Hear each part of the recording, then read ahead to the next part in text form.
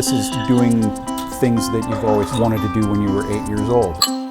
I've always made stuff, and I've always been attracted to creating things that do things. When I was younger and when I was first making things, I would make things that were sort of static, and it always seemed like having something that just sat there wasn't enough. I always sort of wanted it to actually get up and walk away from me. I'm Brett Dorr, and I build contraptions. I'm a contraptionist. The biggest challenge is actually probably getting started, facing the blank page.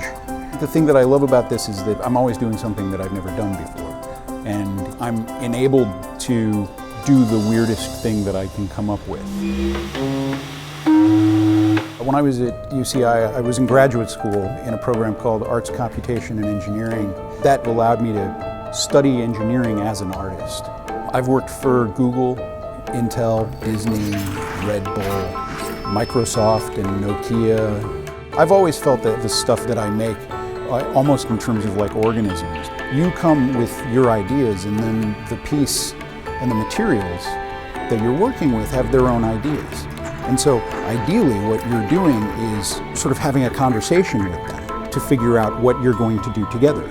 And so what happens is that you find out that things don't work the way you were expecting them to work. In some ways, I like this notion that I'm building sort of a corpse for a life force to inhabit for a short period of time, and that this is an impermanent piece of work that is then sort of lives on in like a piece of film or somebody's experience.